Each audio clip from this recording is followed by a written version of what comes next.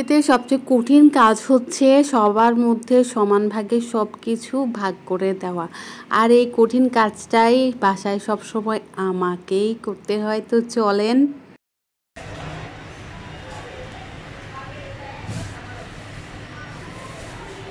সবাই মাগরিব করে আর আমি এখন এই জিনিসগুলো কাজ করব।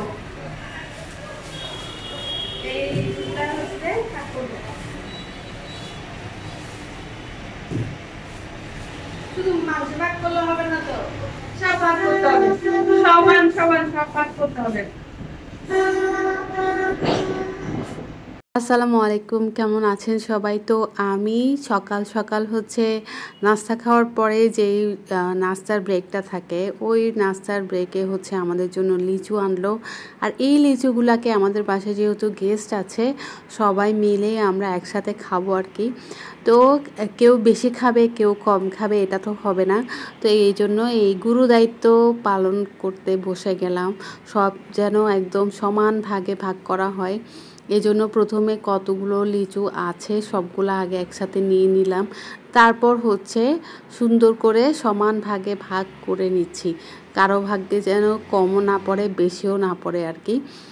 তো আমার এখানে 100 লিচু আছে, 100 লিচু হচ্ছে আমি হচ্ছে এখন সবার মধ্যে ভাগ করে দিব। আর আমাদের বাসায় দেখা যেত ভাগ করলে এগুলো আমার আম্মাই করতেন।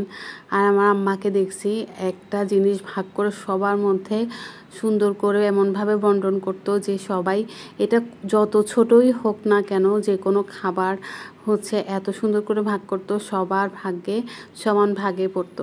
অনেক সময় দেখা যেত আমার আম্মা একটু কম পায়, যেমন দেখা যায় যে আমিও এখন একটু কম বেশি হয়, এরকম জায়গায় ভাগ করে তার ভাগ্যে কিন্তু কম বেশি হয়। তো দেখেন সুন্দর করে কিন্তু আমি ভাগগুলো করে নিলাম। আর এখানে যে অল্প একটু কম বেশি আছে, এটাও আমি সমান ভাগে সবার মধ্যে মানে দিয়ে দিব আর কি। ম্যাক্সিমাম হচ্ছে 60টা করে পড়বে সবার মধ্যে। তো এই কাজটা কিন্তু অনেক কঠিন কাজ, এই কাজটা কিন্তু অনেকেই করতে চায় না আর কি। তো এখানে আমার ভাগাভাগি সব শেষ। তো এখানে আমি হচ্ছে সবাই হচ্ছে 60টা করে পেয়েছে। তো সবার ভাগে ভাগ করে দিলে আর কারো মন খারাপ হয় না আর কি।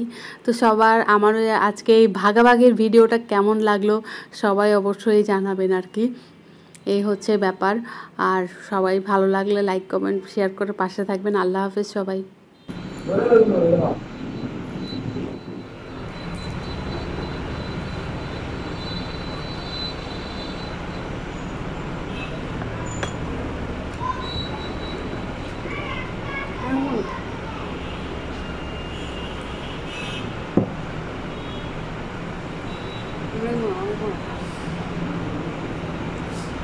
Allah hafiz সবাই।